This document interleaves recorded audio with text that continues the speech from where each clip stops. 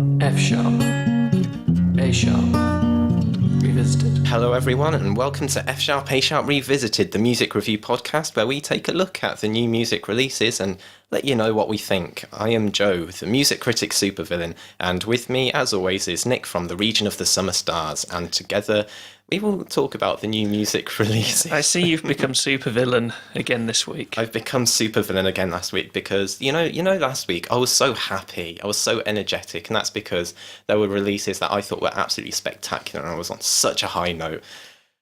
Today, on the other hand, well, I will do my best to be enthusiastic. Look on the bright side. Today the clocks have changed, which means that we'll have more sunlight in the evening. Yes, vitamin D. Finally. Vitamin so D. Nice. Yeah. Well, we're going to start off by talking about XXXTentacion. Is that how you say No, it? it's Does no one know? Tentacion. Should we just call him X Yeah. for now? We'll call him X, or we'll call him musically inexpt. So X has got a new album out. He is a SoundCloud rapper from Florida. His new album is called question mark. Question mark. I'm Okay. going question mark. I don't know. 18 songs, 38 minutes long. This is his second album after his debut release 17, released a couple of years ago. And X is a bit of a controversial figure in the music scene, known for his feuds with other musicians and his violence against women. Not great, is it? Not a great start. So I knew that 17 received mixed responses. Some people thought it was trash, some people thought it was a masterpiece. And this album actually seems to have gotten the same response. Some people seem to think that this album is great. They're wrong. And some people, I'm guessing the two of us, think that this album is absolutely dreadful. Okay, one thing I will say to that is that I think I can kind of understand why people like this album and think it's great. I personally have criticisms of it, but it's one of those bizarre albums where the things that are wrong with it can be interpreted as things being right with it as well.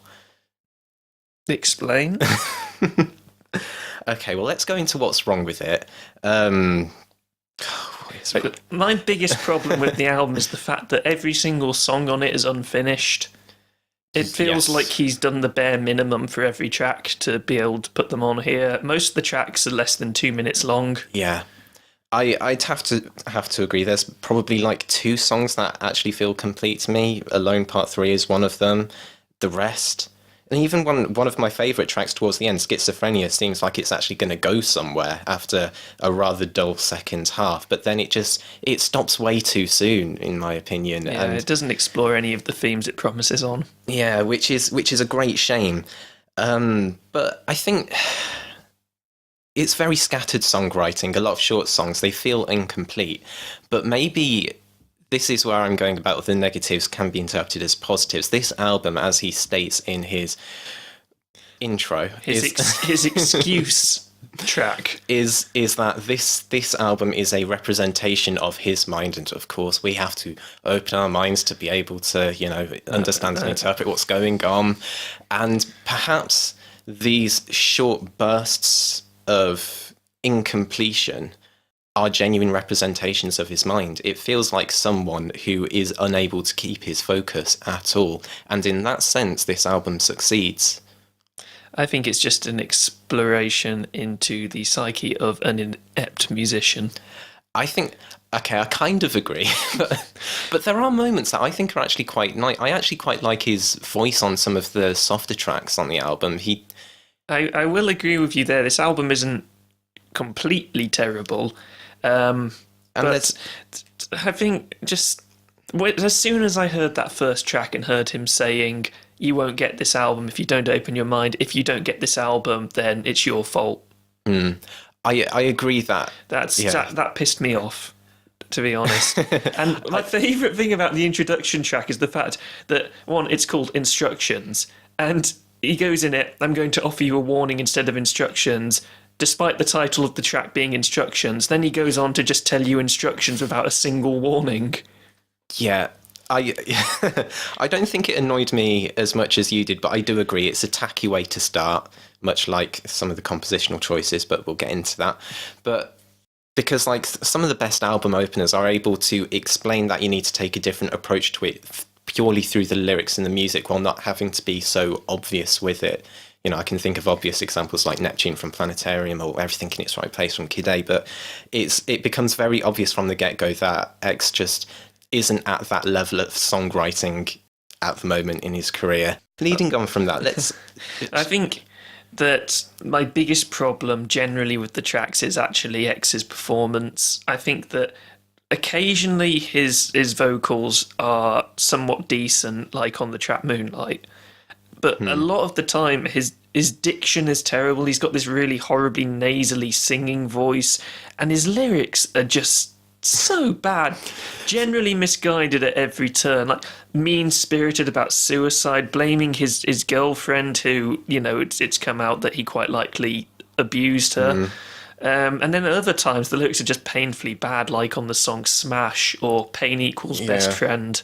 Yeah, I kind of have to agree. Like, hey, she ride my dick like a biker, her. I am the shit, need a diaper, her.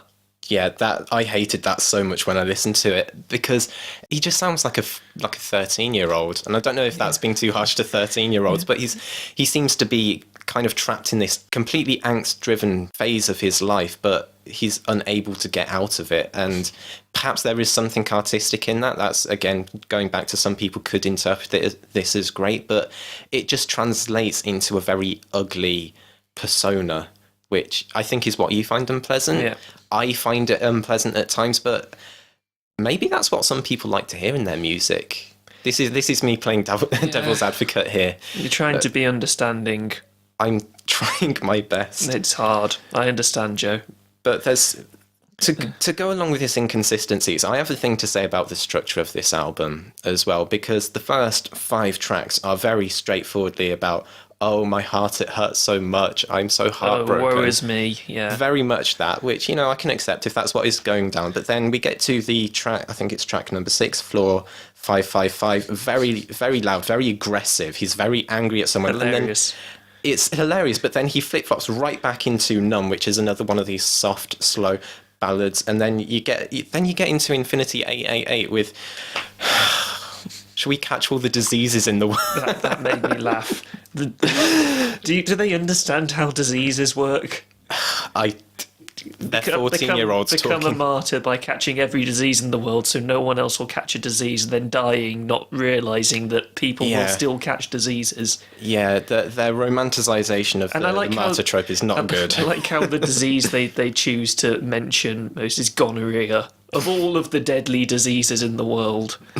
Yeah, it's that one they pick. And then going right, then that goes into Going Down, song about sex, and then Pain Best Friend, again, flip-flopping about, and then we get to $, $, which might just be the worst track of the year. It's the most annoying hook of the year, for sure. And that's got the line, like, wait, sket 8, spin on my dick like a Beyblade,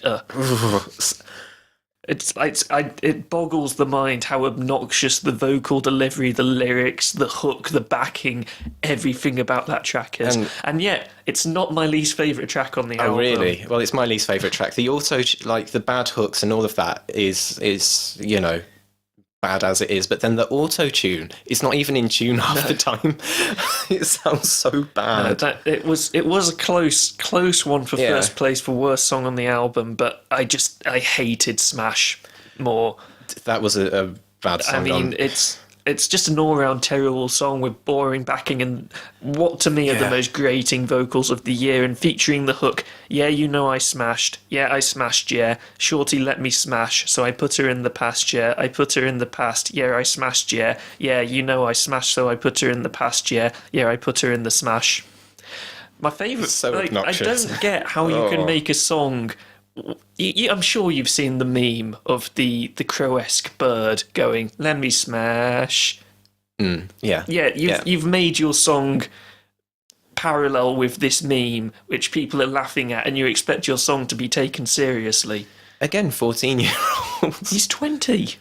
Oh, well, he's only 3 years younger than him? I'm 23. Oh. 2 years younger than me. Oh, no. Oh, no. It's Ugh. worse than we thought. Yeah. I don't... No. And his hair is awful. Just yeah. a side note. That's true. I just want to go back to my point about structure, because the first 5 tracks, very consistent. Next 6 or so track, flip-flopping between so many different messages. I mean, again, maybe it's back to this very kind of disparate way of presenting his character. That may be what he's going for. But then the next tracks, the whole stretch from Love Yourself to Hope, which includes Smash, is completely and utterly dull. I've literally written on my notes from Love Yourself, no reason for this song to exist, and then Smash, another song about sex, no reason for this song to exist either. I don't even speak Spanish. Oh God, that one was obnoxious as all hell. That's basically riding off Despacito, if I'm going to be completely honest. Like, X isn't even on the song until like a couple of lines towards the end. It's... But it's such a departure from the sounds on the album as well, going, for this Spanish themed instrumentals, again, riding from Despacito, but it's just a complete lesser version of an already, cliched song. There's no reason for this song to exist other than trying to ride a hype train. Yeah, and I mean, with later lyrics, he mentions, the victims at Parkland. This one goes out to all the kids at Parkland who lost their lives. It does feel like he's trying to grab onto, I don't want to say trends or fads, but events, he's trying to be relevant. And it just comes across as just extemporaneously produced and just completely perfunctory. I don't understand how he's gone into this with so little preparation, made these half-baked songs, and I don't know how he's got away with it, because people seem to be lapping this crap up. Well, this is a window into his mind, and he is demonstrating to us that he does not mind selling himself out, and perhaps that's a good, interesting character. Well, not a good, an interesting character feature of his personality that can be, observed and pondered upon. But it's not good. Let's talk about some of the guest spots on this album. So, for example, nearly all of them are terrible. The only one that I think is somewhat passable is Joey Badass's contribution. He gives a sort of East Coast hip hop flow, and it's better than X's. So that was nice, even if the lyrics to that song aren't amazing. Travis Barker plays the drums on Pain Equals Best Friend and does some of the most boring drum work of his career. You wouldn't know it's him. No. At all. P&B Rock sounds horrible. Matt Ox on the song Dollar Dollar Dollar can just go away forever. I just want to ask him, please don't have a career if that's all you're going to do. Yeah, I half expected Quavo to pop up on this album. I'm going to be honest. I'm glad he didn't. But yeah, he wouldn't be out of place here, adding in his splashes and all kinds of terribleness. Okay, let's finish on a high. Let's talk about any better tracks, because I've got 2. I've got a tiny bit of green on my notes. Yeah. So I've already mentioned Schizophrenia, which, even though underdeveloped, was a nice bit of energy towards the end, giving me something different, maybe something a bit more in line with the themes of the album as he presented it in the first track. Honestly, I just thought it was shallow and made me laugh at his attempted yells. Actually, they were pretty funny. Now that I remember them. When he's shouting "Don't give up" at the end, I was trying to work out what he was saying because his diction is so terrible, and I just kept hearing Tom Egg Cup. There's a reason they call it mumble rap. Yeah. But as far as tracks I liked go, even though I thought the lyrics to it were just completely horrible, Alone Part 3, I thought had a decent beat. The production isn't terrible, better than most of the album. And at that point, seeing as it's the first proper track on the album, I thought, okay, maybe this isn't going to be as bad as I'm anticipating. But I mean, it's underdeveloped and it's got some awful whiny lyrics on it. But my favourite track on the album is actually Moonlight. Moonlight's got this sort of disjointed music box feel, complete with the sort of clockwork ticks that you'd expect from the drums, which are actually pretty cool. And it's, once again, it's unfinished.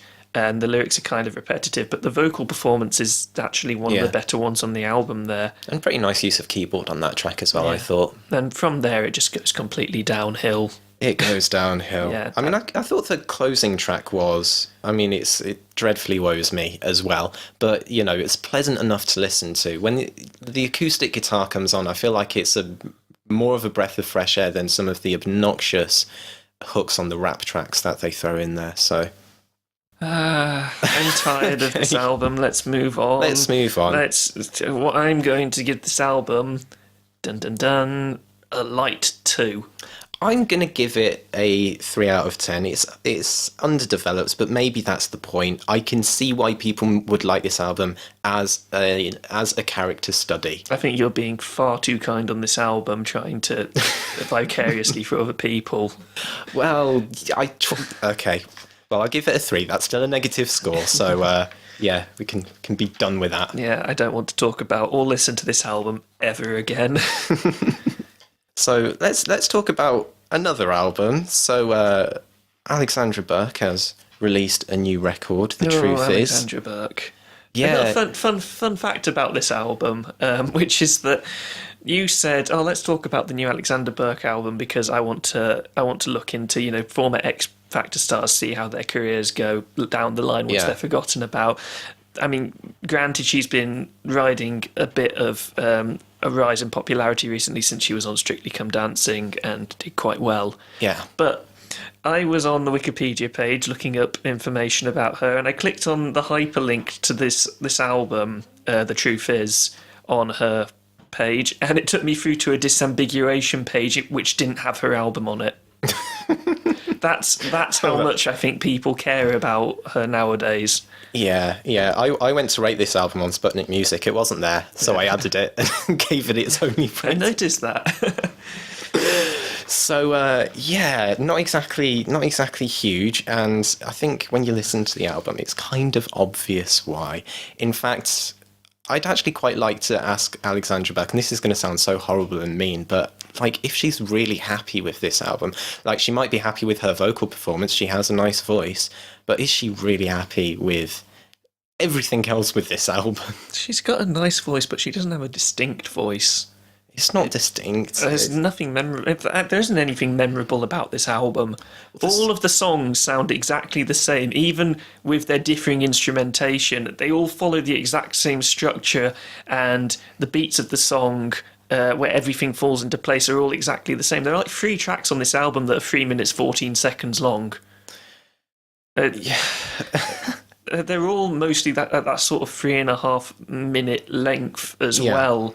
It's so cardboard. It's so even the song. What is it? Maybe It's Love has the single. I didn't know that reggae could be so watered down. Yeah. I didn't think it was possible, but on this album, they make it work. They make it sound so bland. It might as well just be regular pop music. It's cookie cutter R&B and soul. It's just so tame. This is like bringing a cat to a lion show. Yeah. It's and. Like I said, the vocal performance is showy, but it doesn't. It's not unique at all. It doesn't carry any real emotion for me. I didn't get anything out of the tracks as far as the vocal performance goes, which I think is what you're mainly meant to focus on. Yeah, well, on this kind of album, even on the title track, The Truth Is, it has quite possibly the softest climax I've ever heard. It's actually quite a feat now that I think about it, how you can have a climax that's just so understated and unrevealing. It doesn't really get better throughout the other tracks. I can't actually talk about any of the individual tracks. I listened through trying to pick out any tracks that I thought might be a bit better or a bit worse, and I couldn't. They were all just so similar. I mean, I have too. I mean, Shadow, the lyrics weren't bad. The metaphor about her swimming in the shallows but wanting something as deep as the sea was quite nice. The melodies, though, were just so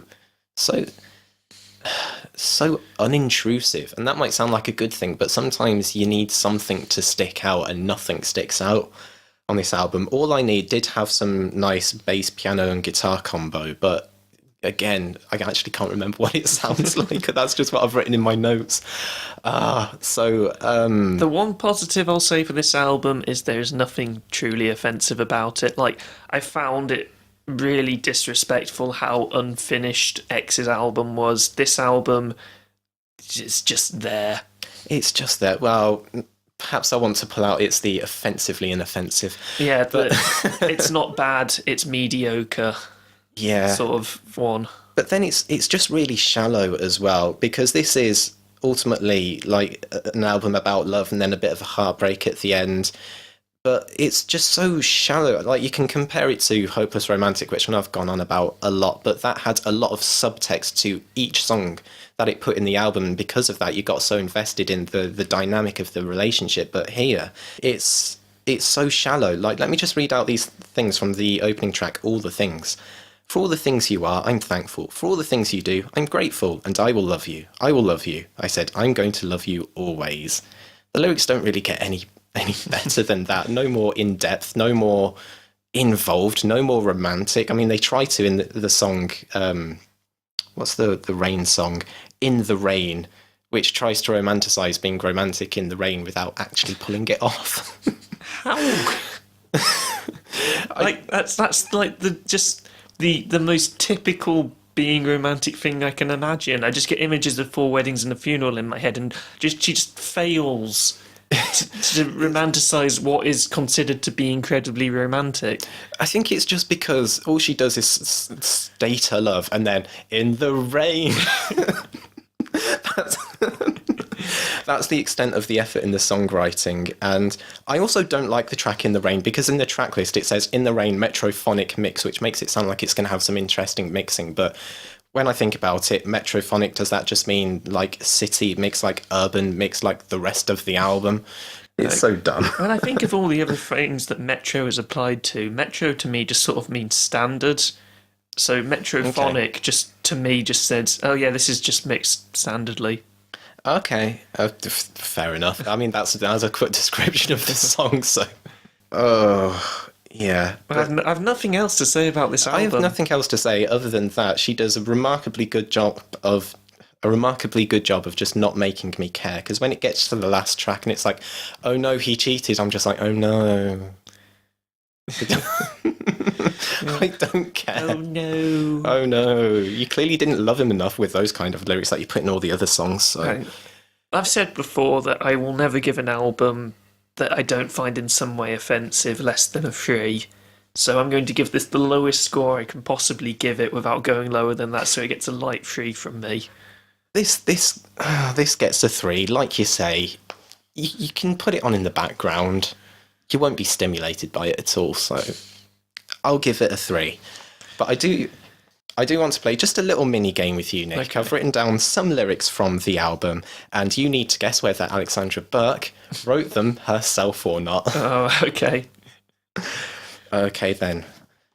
Too many times I tried so hard that I broke it, but you showed me it's alright. Too many give me the runaround, but you stand by me, right beside me. I'm raising no doubt. Did she write that? I don't think she did. She did. She did write that. She did, from the song All I Need. Right then, on to the next one. The birds and the trees, they don't sing no more. These autumn leaves are lying down on the floor, just like Mr. Love. We gonna let it fall, oh yeah. Ain't nothing left but a picture frame.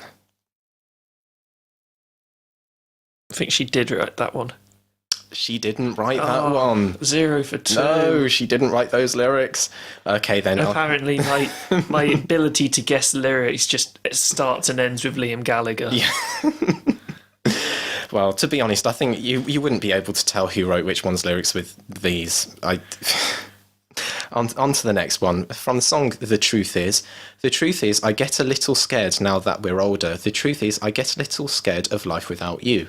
You're the one to lift me up when I am weaker. The truth is, I feel like I'm alive when I'm with you. I think she did write those. Oh yes, well done. She did. Okay, on to the next one. Where the sunshine meets the rain, I hear the wind calling your name, and I know we'll meet again. Where the ocean meets the stars, hold me near from oh so far, and say we'll meet again. She didn't write those. She didn't write those. So, yeah. You know what? I don't know what's more embarrassing, those lyrics or the fact that that song has 4 songwriting credits. Oh my god. Okay. That could have been another game. Guess the number of songwriting credits on each song. Oh dear. Okay, last one. All I need is a little sign to get behind the sun and cast this weight of mine. All I need is a place to find, and there I'll debate. I write that down wrong. I wouldn't be able to tell. All in all, there's something to give. All in all, there's something to do. All in all, there's something to live with you, with you. Did she write those? No. Yeah, she didn't. Oh, I'm glad I managed to get more than 50%. Yeah, she didn't. To her credit, she did write 7 out of the 11 tracks. Well, she's partially credited. I don't know how much she wrote. If her name was by it, I thought, okay, she might as well have written it. So, and you know what annoyed me about that when I found that out? The name of her album is The Truth Is. There's a title track called The Truth Is, and yet she isn't writing all of the lyrics. I find Fake. There's part of me that finds that disingenuous, and yeah, I don't like it. So yeah. That's another album I never intend to listen to again. Yeah. Should we go on to some singles that you don't intend on listening to ever again? Oh, shall we? So, we've only got... I mean, there were so few albums coming out that we wanted to talk about, you know. So, you know, we're doing a singles section, but there were so few singles we wanted to talk about honestly, as well. in the last 2 weeks, and I tried searching both pop and non-pop. There was just so much stuff that I wasn't interested in. Oh, that's not to say we're interested in any of the things we're about to talk about. They just stood out most. Yeah, well, yeah. So to start with, we've got Fall Out Boy with Say Amen. Yeah. It's actually Panic at the Disco, but who can tell at this point? I mean, Panic, I've always thought of Panic as the poor man's Fall Out Boy, you know. They're going along the same route, but it's completely indistinguishable from Fall Out Boy. Well, I think it is, in the sense that if Fall Out Boy goes with an idea, they'll at least go all out with it. This Say Amen, Saturday Night is so tame, it's so dull as dishwater. I mean, the verses have so much going on in the background. You've got the chopped vocal sort of glitchy bit in the background, you've got the strings, and yet there's absolutely no energy to the song. Even in the chorus, when the horns come in to try and boost it, it still sounds really tired. It's so lifeless. It's so lifeless, and the hook isn't. Is there a hook? I mean, the chorus isn't that. Oh, it's Saturday night. How cliche do you want to get? It's such an uninteresting song. The lyrics are completely generic, and I don't understand why they. I mean, they must be trying to copy Fall Out Boy. Surely, there's no way this has coincidentally happened. I mean. Because they do sound completely the same. They've gone down the same trajectory completely. Why would you choose Fall Out Boy's new sound to try and emulate? I guess, I mean, bandwagons are weird, scary things. They're weird, scary things. I mean, this song, you can listen to it if you want. It's so dull. It's so dull they had to make some kind of action thriller music video to make it the least bit interesting. To distract you from the song, so yeah. I hope that they just don't make an album again with this track on. In fact, I just hope they don't make another album. If they make an album, make it good. That's all I want. Just make it good, like a decent 6. That's all I want. I'm sorry, Joe. I'm afraid that they can't let that happen. Okay, shall we move on to oh no, let's not. Let's just not talk about any albums or songs anymore, because it'll just make me sad. Because let's talk about Migos. No, let's not. So Nick's favourite person, Quavo, returns in his mainstay band, Migos, and I listened to the album that this single is from, Culture 2, when it came out a few months ago, and I named it like my least favourite album of the year. Imagine this track, Nick, like 20 times over. Imagine 2 hours of this track. Imagine 2 I didn't listen to the album because you told me not to. I didn't even know Quavo was a member of Migos until listening to this song. And 2 hours of this. Let's talk about this song. This is the Chinese year of awful hooks. Walk it like a took it, walk it, took it like a walk it, or like took it, walk it, walk it, took it. That's 60% of the song. Yeah, and the song is called "Walk It, Talk It," featuring Drake. I'm just gonna say now, I've not actually listened to a single Drake song. You've never heard Hotline Bling? No, it's just never come on my radar. No, okay. But after listening to this song, I will admit to secretly liking Hotline Bling, but I've never listened to any other track by Drake except what I've sort of passingly heard on the radio, and not cared for any of it. Well, all I'm saying is that if his feature on this is anything to go by, he's not exactly drawing me to his music at all. This song is so obnoxiously skeletal. You've got the trap drums, because of course you do, and then these light electric piano notes that never change. They're just always there, being very unimpressive. Throughout the 5-minute runtime of this, 5 minutes of the same beat, the same notes, the same walk it like a talk it like a walk it, with maybe a few verses spread in between. This song is one of the most obnoxious things I have heard so far this year. I mean, the biggest telling point for me was the fact that I wanted this song to end, and I very almost stopped listening to it after Drake's verse. I mean, it's a song, it's a single song, it's not even an album, and I could barely get through it. Yeah, it's not just boring, it's horribly boring. So it's the amalgamation of everything wrong with hip hop, but then the flows aren't even that interesting in the verses. It's not interesting. It's not good. I actually showed this song to my mom to torture her, and she said that music couldn't get worse. And I'm almost inclined to agree. It's so painfully boring and goes on for so damn long. This is on par with "Is She for Keeps" for me as worst song of the year, and I didn't think it was possible for any song to be as bad as "Is She for Keeps." But where there's a Quavo, there's a way. Quavo is in both of my worst songs of the year. Oh, everything he touches turns to... Actually, after Drake's, I've got my notes in front of me, and after Drake's verse I've written, "This song puts me to sleep and I can't make any more notes." Yeah, I think we need to move on. It doesn't even put me to sleep in a blissful sort of way. It's like a euthanasia sort of way. Yeah. And you're going to get nightmares. You're going to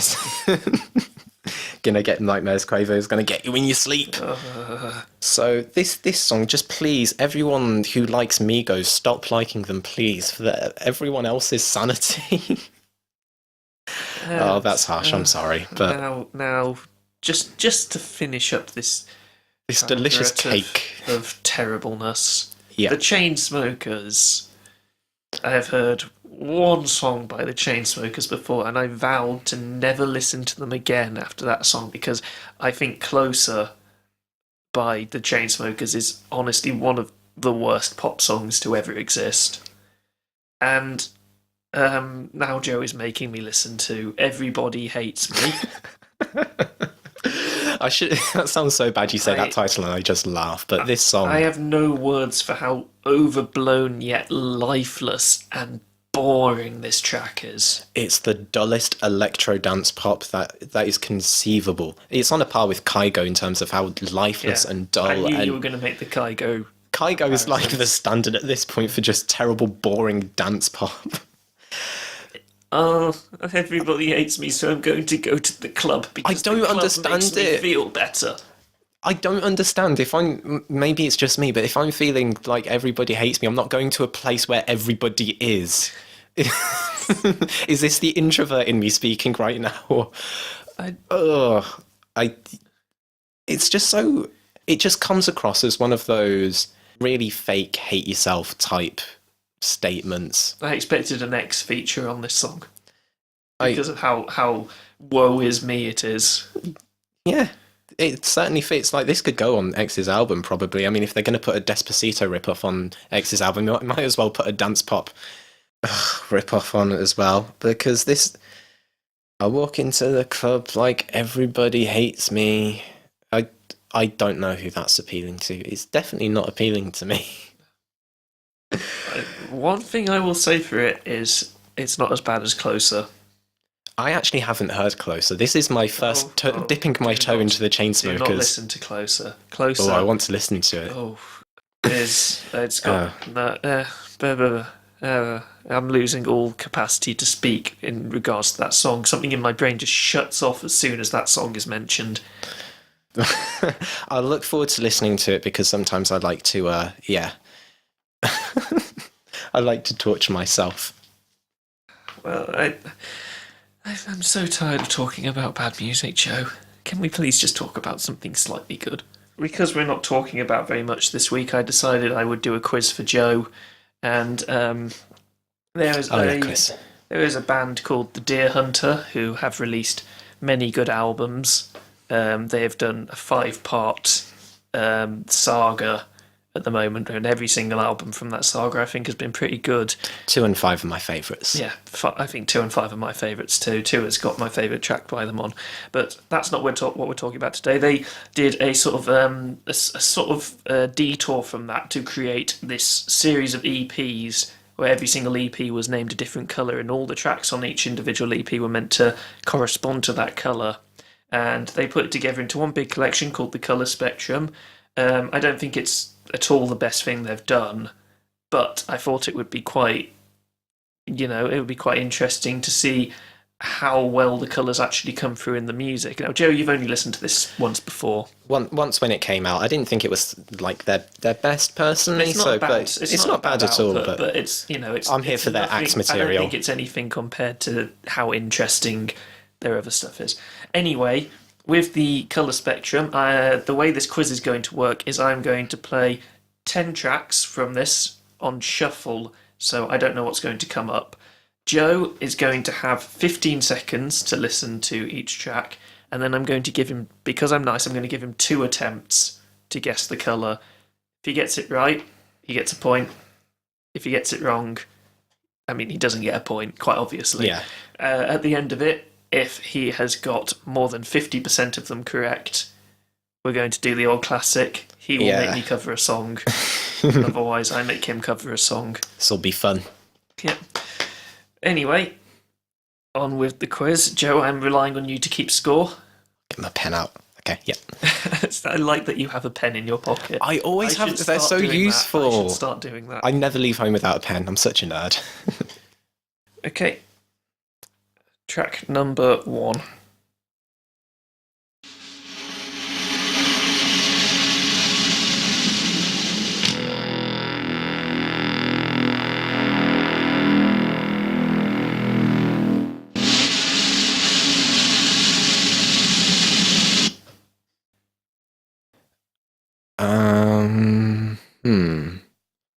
Distorted bass, rolling drums. I'm gonna go with red.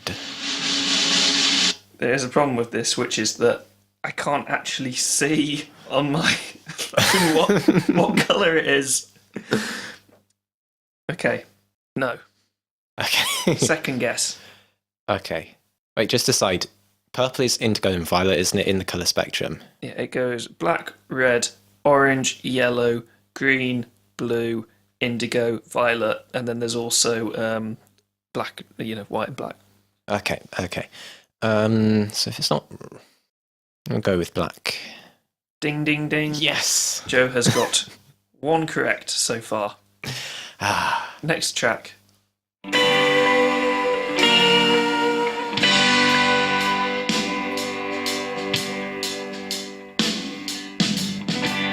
Every now and then I get down. Yellow.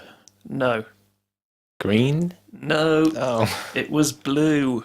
Blue. The song is called Trapdoor. Okay. Moving on to the next track, track number 3.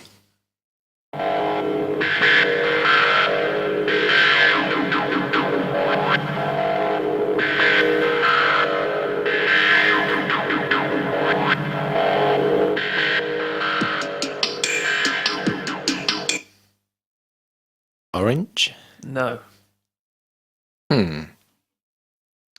Violet. No, it was also black.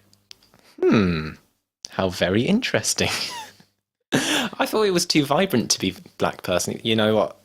I won't question their creative decisions. Okay, Well, so next one. far it's not looking like they're getting the colours through in their songs very well. Track number 4. Okay.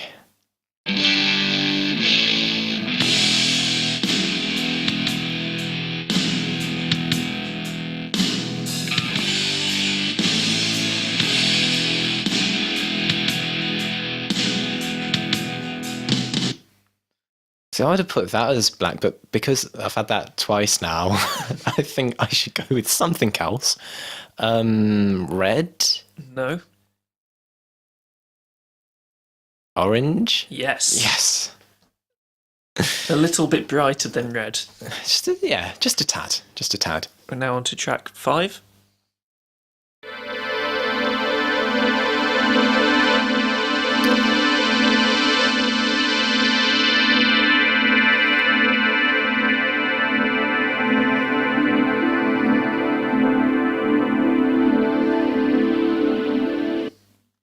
Indigo? Yes. Yes. That came through, definitely. So Joe is now on 50%, I believe. I'm 3 to 2. 3 to 2. Is that only track 5? I've completely lost track. Anyway, on to track number 6. Starved eyes looking for something soft. Don't go astray. Well, that sounds similar to the other blue track we had, so I'm going to say blue. It is blue. Yes. Powers of deduction. Moving on. Track number 7.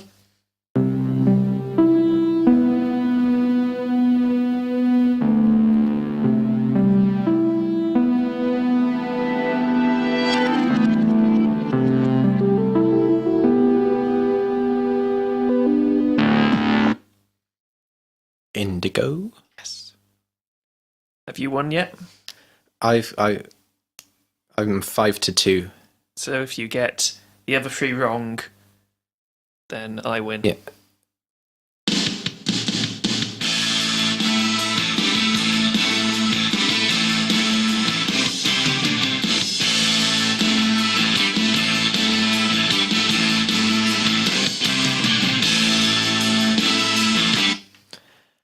Well, to me that's brighter than orange, so I'm going to go with yellow. No. Oh. Green? Nope, it was orange. Damn it. Fun fact, that song is called But There's Wolves? But there's wolves? With the question Dun, mark, yeah. dun, dun, dun. Yeah, that was a happy track. Okay. Track number 9. Feeling your body burn down into your bones. Don't let it show. Watching his body fall flat into the dirt. You know it had. Well, the lyrics, body burning, just makes me think red, so that would be my first answer. It was red. Joe has won. But we will still do the last track to see how much he wins by. Okay.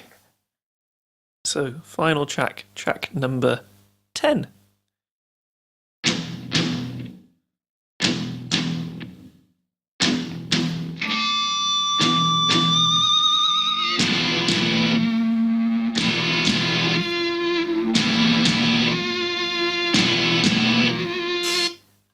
That sounded similar to the other orange track, so I'm going orange. No? Okay. It doesn't matter if you get this one wrong. You don't need to think about it. No, it was red. Interesting, putting it on shuffle meant that we didn't get to listen to any yellow or green or Yellow, white green. ones. I will quickly play some yellow so you can hear what yellow sounds like. Hey, nice and summery. Let's have some green.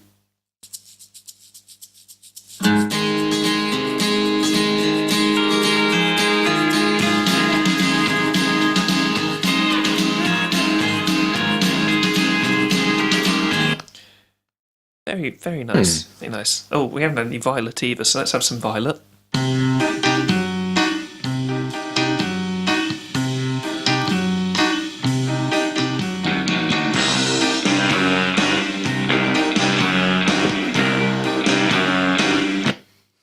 like that one a lot, actually. Very nice horns. And finally, White. No God could teach me what my father did. And there we have it. You have now Okay. heard a bit of the colour spectrum. Do you think that the colours came through? I think on some of the tracks, definitely. Once I had a point of reference, it was a lot easier. I thought. Well, just know that if I hadn't been nice and given you the 2 chances each time, you would have failed. I would have lost.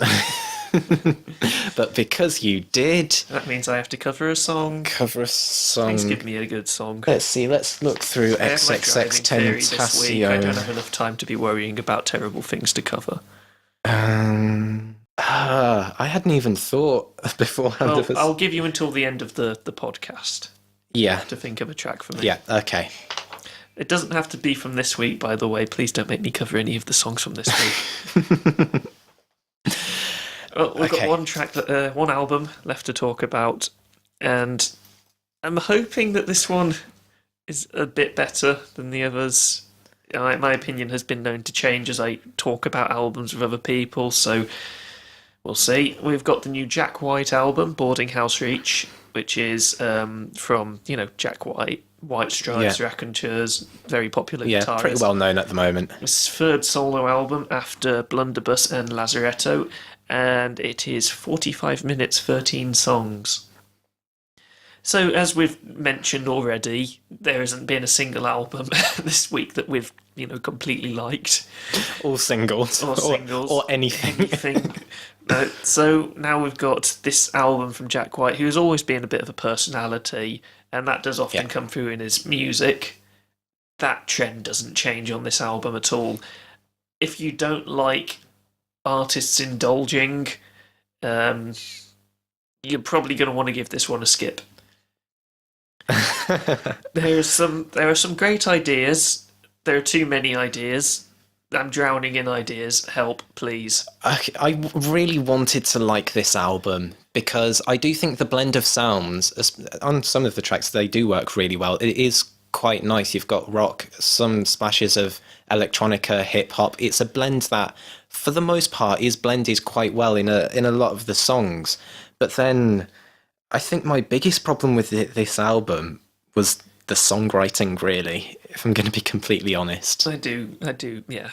It's a nice thing to listen to just from an auditory perspective, but if you pay this one attention, then I found found problems. Yeah, problems with it, unfortunately.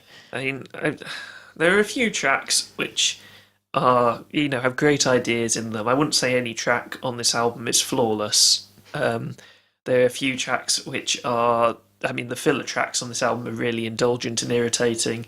Some of the tracks are really quite boring. And then all the other tracks are just sort of fine.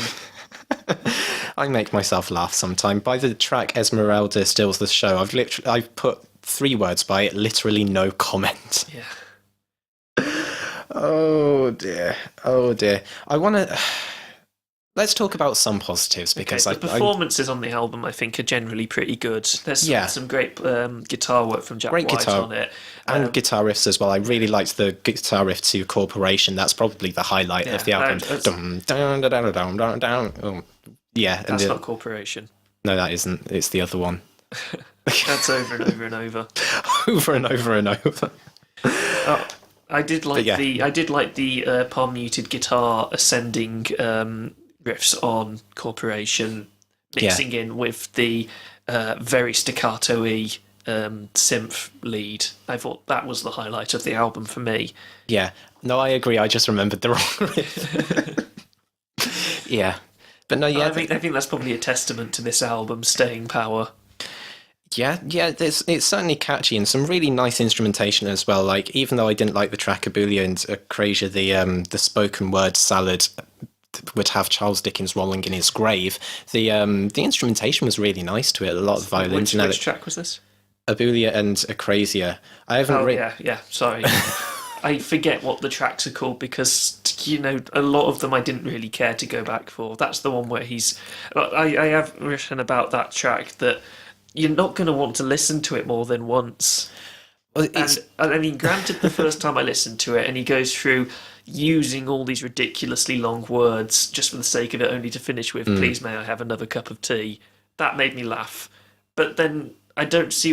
I mean, the jokes spent after the first time. Yeah. Why would I want to listen to it again? Yeah, and the big words don't actually mean anything in context, and maybe that is the joke, and maybe I should try to appreciate it from that angle. But for me, it was just annoying because I see what he's making fun of, but sometimes the English language has been used, quite superfluous ways, but in a way that's quite beautiful and quite impactful, and that's why I mentioned Dickens. He was someone who did that very well, and then this, I don't know, it just didn't come across that well to me. Yeah, and as far as other filler tracks you've got Everything You've Ever Learned, which I think is Jacket possibly is most indulgent on the album. There's some nice percussive elements on that track, but other than elements which come up, don't go anywhere, and then peter out after you have the most irritating intro on the album with this brought to you by welcome to Everything You've Ever Learned, brought to you by hello, welcome to Everything You've Ever Learned, sponsored by hello. See, this is what I don't like about, because that could lead to a very good concept, which is the kind of thing that gets me excited. It thinks, I think, where can this go? This could go somewhere interesting. But so many times Jack White comes up with these concepts that get me excited, but then doesn't deliver. That's the reason why Corporation isn't my favourite track, because even though the opening I think is incredibly good, everything pairs up really well. Yeah. It repeats a couple of times, and I'm thinking, okay, maybe a vocal layer is going to come over now because it's sorely needing it at this point. And then the vocal layer does, and it's just Jack White shouting, "Who's with me? I'm going to start a corporation. Let's make a farm. Who's with me?" And it's so cringy. It's so weird. It's so weird. At the point that he does that, all of the interesting instrumental bits just fade. Yeah. It's not a greatly structured track. I mean, I like the instrumentation on it, but I feel like his attempts at humour just don't translate. I think a good example is the song Hyper Misophoniac. When you're rather in a bank. That's another one I just didn't care for. And it also had these really weird sounds in the background, which might have been cool for the first minute, but they should have been. When you're 2 minutes into the song, you've got 2 minutes to go. I'm thinking, please get away. Just stop. Please stop now. The lyrical content is the kind of he just comes across as a poor man's Frank Zappa in that song. It's that kind of slightly humorous kind of storytelling approach, but the humour isn't actually there. I do. That was something I actually wrote down. He is a discount Frank Zappa. Yeah. Which is a shame because, I would love to have a modern day Frank Zappa. So would I. I mean, Joe's Garage I love that album by Frank Zappa, and if someone could do something like that. Apostrophe is my personal favourite. I love Apostrophe. And Hot Rats. I love Frank Zappa. And don't you eat that yellow snow. I love Frank Zappa, so to see a kind of knockoff of it didn't really do it for me. I want to talk about my favourite track, though, which is Ice Station Zebra. Okay. Do you disagree with that? That was an awfully long inhale of breath. That was I'm going to make a point, and then you didn't. Okay. If you want to say something good about it, I'll tear it apart afterwards. I think it is funky, fresh fun. I think the layering in it is pretty nice. I don't even mind Jack White's poor rapping attempt in it. I think it, fits kind of well and doesn't last too long. And I thought the instrumentation for it was pretty great, honestly. Okay, I haven't actually made that many notes on the instrumentation, so I'm not going to argue with you on that one. Remembering it, I do think it was fine to listen to. I was getting annoyed with, at this point in the album, that he's gone on this topic of starting about labels, how we're labeling everything, and he's trying to draw something meaningful out of it. He doesn't, and that's what was annoying me at this point in the album.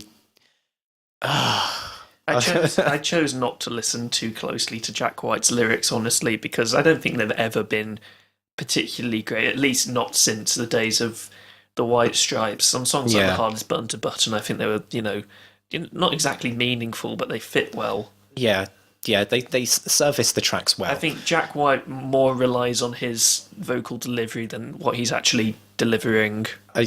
What he was delivering started to annoy me at this album. I think I just don't like the idea of good ideas going to waste. That's just what grates on me on this album. Well, my least favourite track on the album is Get in the Mine Shaft, and that's the one where I think that what he's delivering, that's where it most obviously came through as just being bad. He's talking about going down to the docks and seeing teenagers with more tattoos than the average sailor.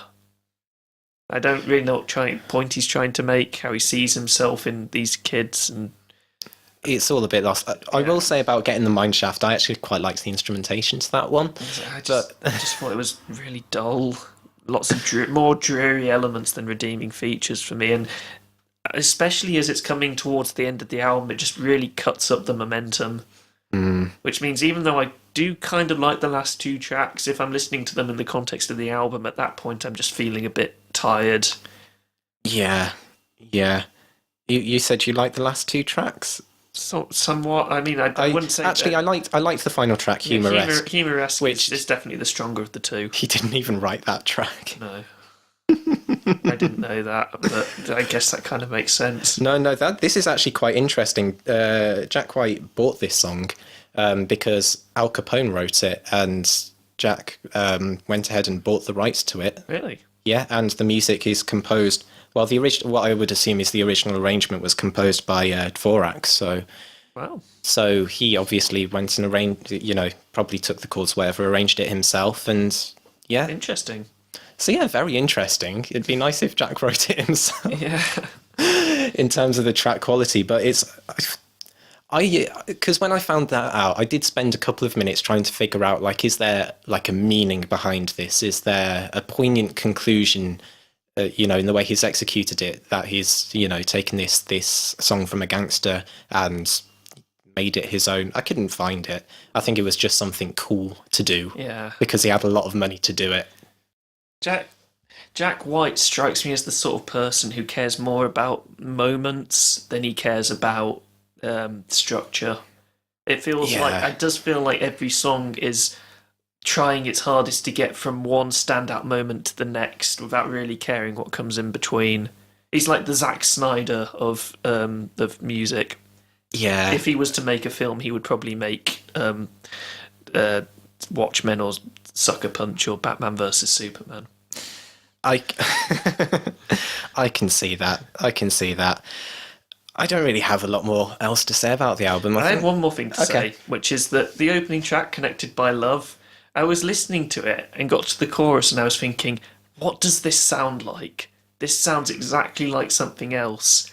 And I played it to my mom, who is the authority on all things rock and roll suicide by David Bowie, just so happens. And as it was going through it in the background, she just went, wonderful.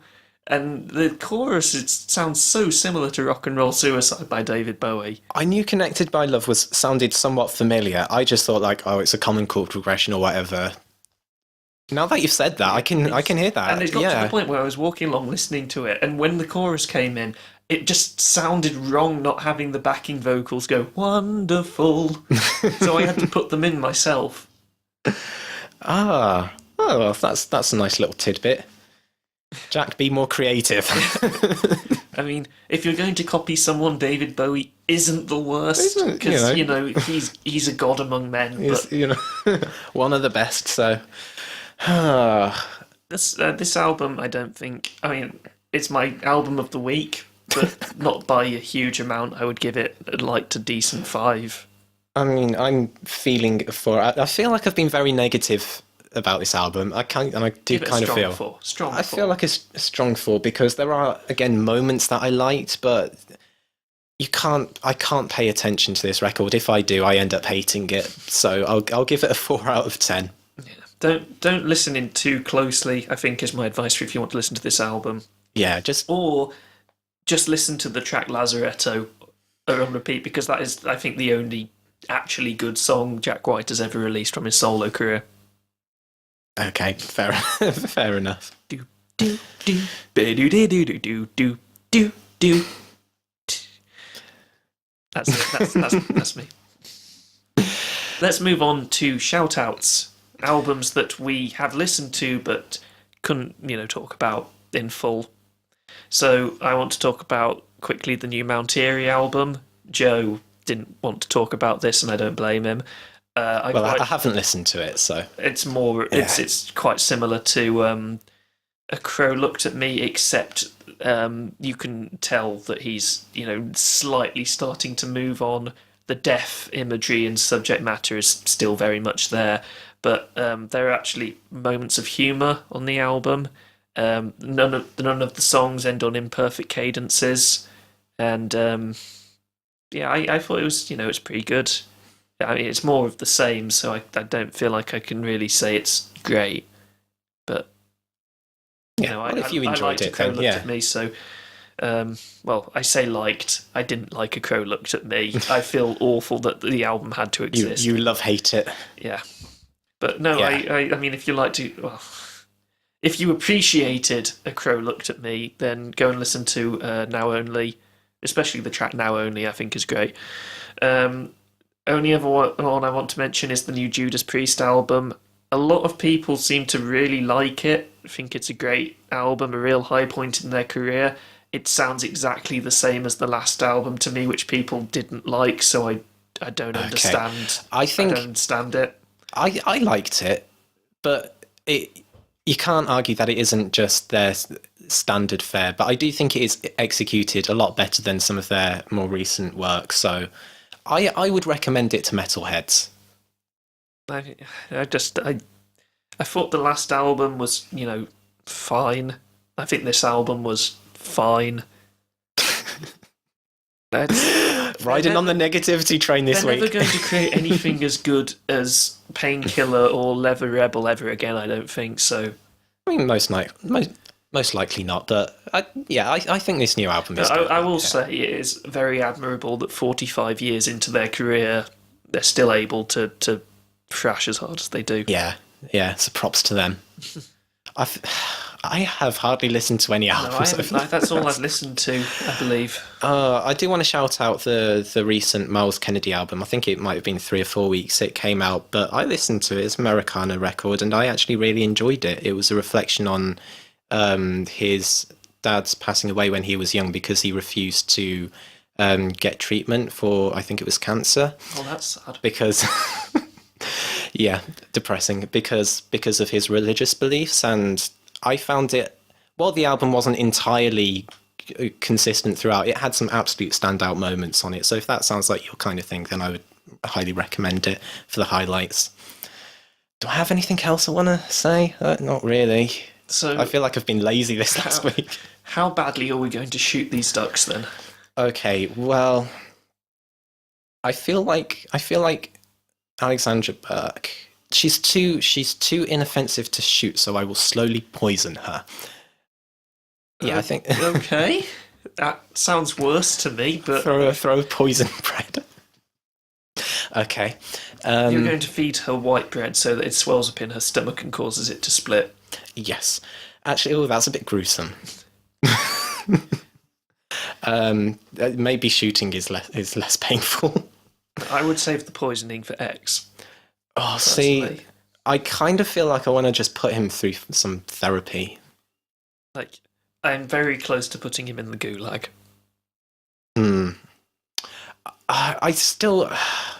I understand wanting to put him in the gulag, but I do think there's something within X that does have a reach to people's hearts.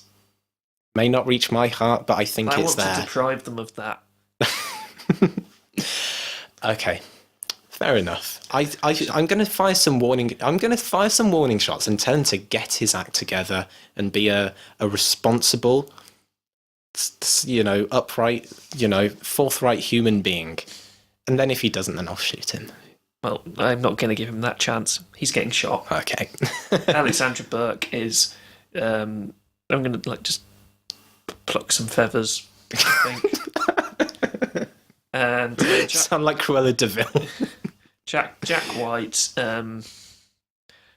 Warning shots. I think I think he's just stagnating. I thought there were some good points on the album, but I think he's getting dangerously close to being terrible. Dangerously close to just being completely messy. He's not at shooting point just yet. So yeah, warning shots. I think we can do with putting Migos in the gulag. I mean, we may have only go in the gulag, even if it's just for Quavo. I think Quavo was already in the gulag. We've covered him 3 songs he's been on this year. And all of them have been some of my least favourite. And each time I've proposed them because they've been the worst thing I've listened to that particular week. So I can't even eat Quavers anymore because they remind me too much of him. You just open the bag and they start singing. You just hear trap beats and interjections of splash. Quavo is a bad man. Quavo. Oh bloody hell! So yeah, we've shot some ducks. Let's wrap up. Let's wrap up. Yeah. Well, I hope that we never have to talk about albums that bad again, but that will happen. I think law of averages has slapped us round the face because last week I know I was more positive than you, but I was so happy with the music that was released last podcast that this time I've just been absolutely gobsmacked with how underwhelming everything is. And we picked the albums that gave us the most to talk about. Yeah. One of which was Alexandra Burke, which gave us nothing to speak about. Ugh. What a train wreck. Oh, well, what song are you going to make me cover then? Oh, I forgot to think about that. Give me a second. Let me just go through my music library real quick.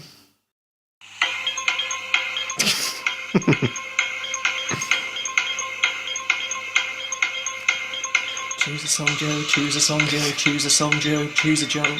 Jong-so. Checking for his phone. Joe.